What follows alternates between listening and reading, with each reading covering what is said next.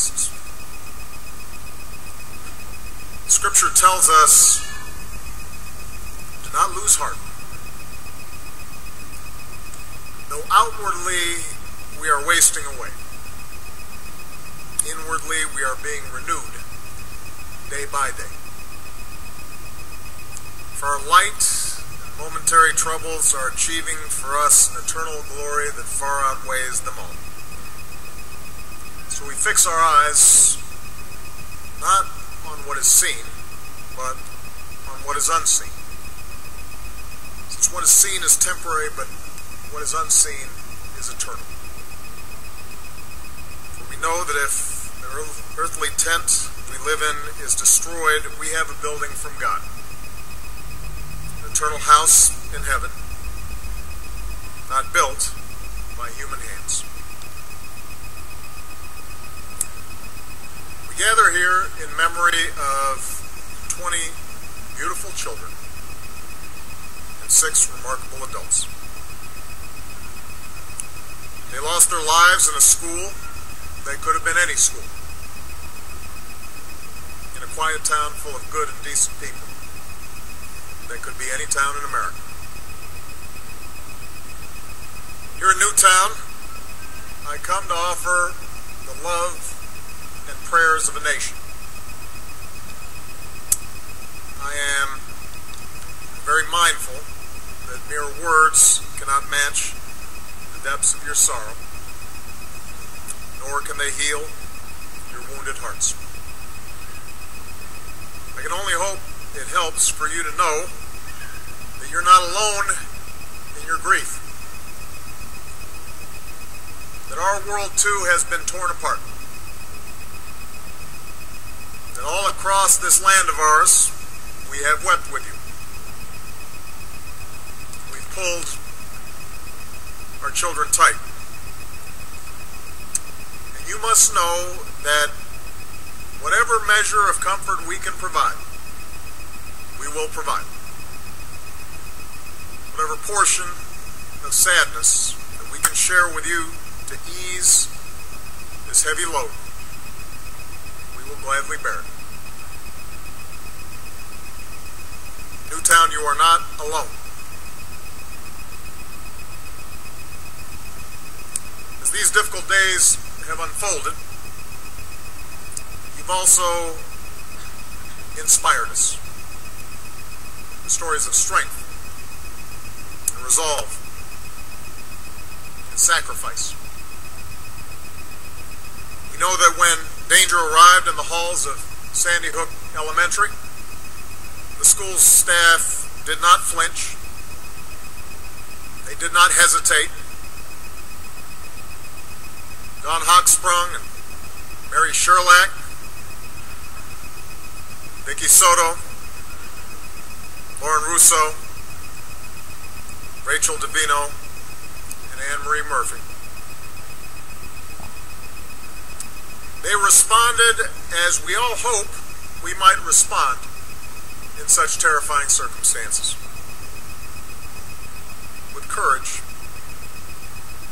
and with love,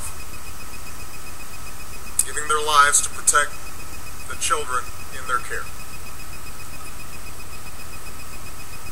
We know that there were other teachers who barricaded themselves inside classrooms and kept steady through it all, and reassured their students by saying, "Wait for the good guys. They're coming. Show me your smile." And we know that good guys came. The first responders who raced to the scene, helping to guide those in harm's way to safety and comfort those in need, holding at bay their own shock and their own trauma because they had a job to do and others needed them more. And then there were the scenes of the school children helping one another, holding each other, dutifully following instructions in the way that young children sometimes do. One child even trying to encourage a grown-up by saying, I know karate, so it's okay. I'll lead the way out.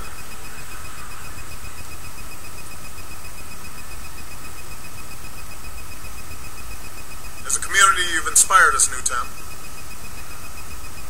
In the face of indescribable violence, in the face of unconscionable evil,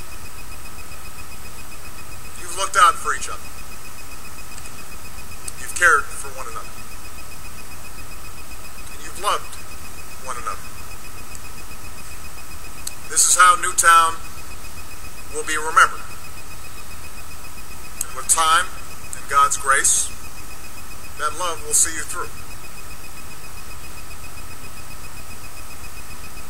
But we as a nation,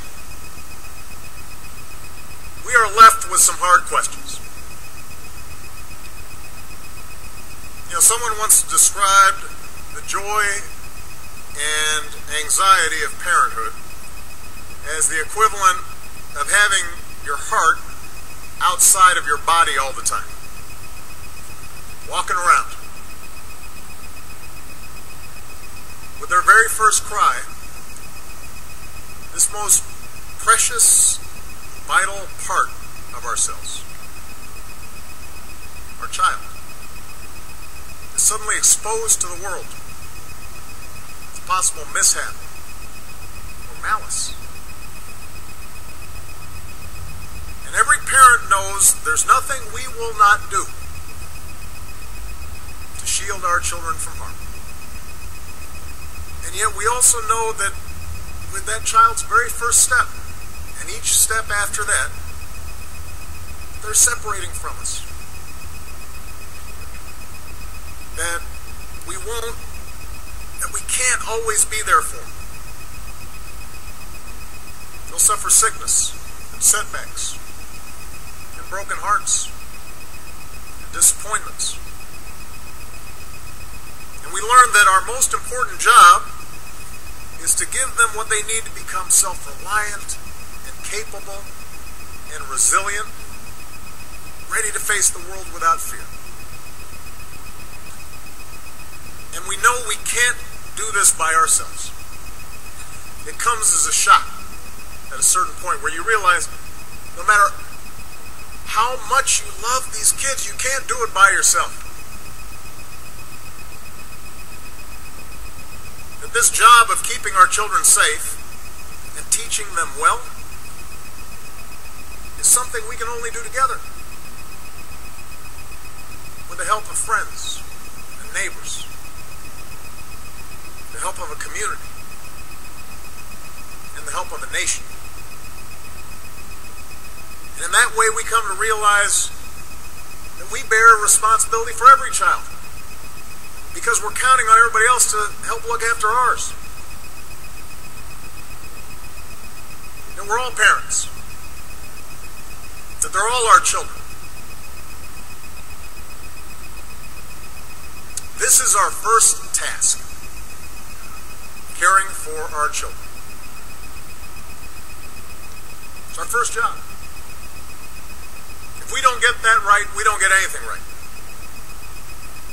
That's how, as a society, we will be judged. And by that measure,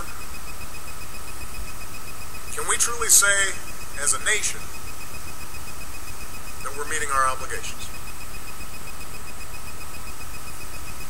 Can we honestly say that we're doing enough to keep our children, all of them, safe from harm?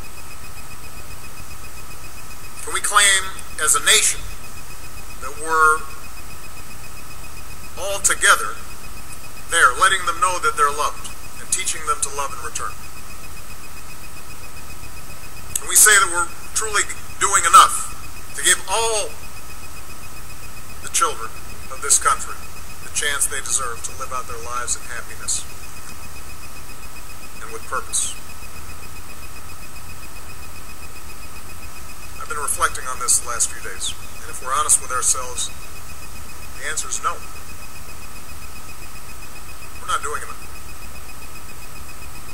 We will have to change. Since I've been president, this is the fourth time we have come together to comfort a grieving community torn apart by mass shootings.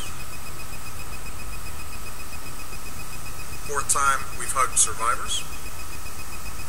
Fourth time we've consoled the families of victims.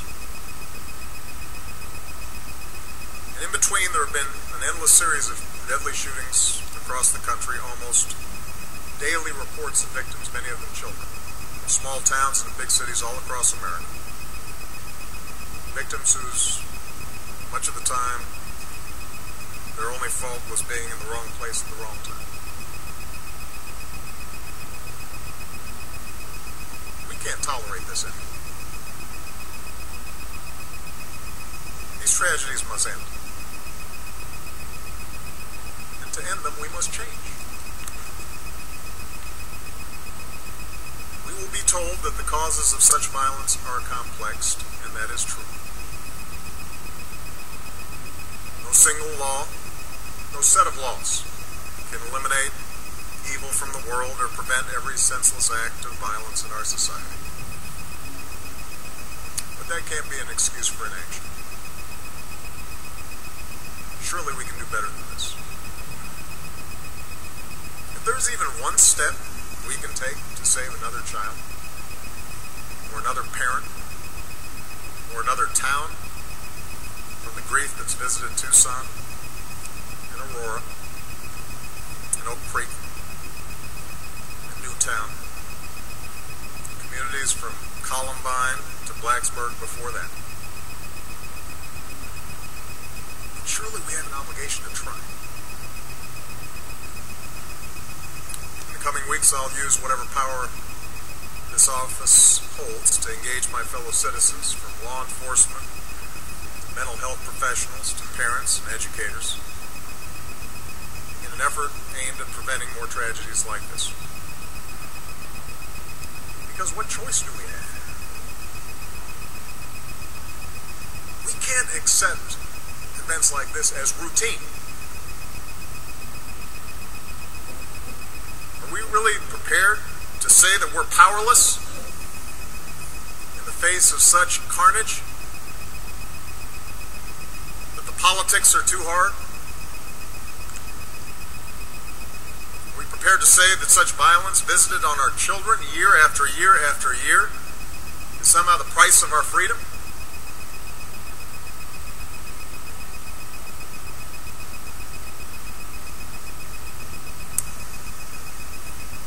All the world's religions, so many of them represented here today, start with a simple question. Why are we here? What gives our life meaning? What gives our acts purpose? We know our time on this earth is fleeting. We know that we will each have our share of pleasure and pain. That even after we chase after some earthly goal, whether it's wealth or power or fame or just simple comfort, we will in some fashion fall short of what we had hoped. We know that no matter how good our intentions, we'll all stumble sometimes in some way. We'll make mistakes, we'll experience hardships, and even when we're trying to do the right thing, we know that much of our time will be spent groping through the darkness, so often unable to discern God's heavenly plans. There's only one thing we can be sure of, and that is the love that we have for our children, for our families, for each other. The warmth of a small child's embrace. That is true. The memories we have of them, the joy that they bring, the wonder we see through their eyes, that fierce and boundless love we feel for them. A love that takes us out of ourselves and binds us to something larger, know that's what matters. We know we're always doing right when we're taking care of them, when we're teaching them well, when we're showing acts of kindness. We don't go wrong when we do that. That's what we can be sure of. And that's what you, the people of Newtown, have reminded us. That's how you've inspired us. You remind us what matters.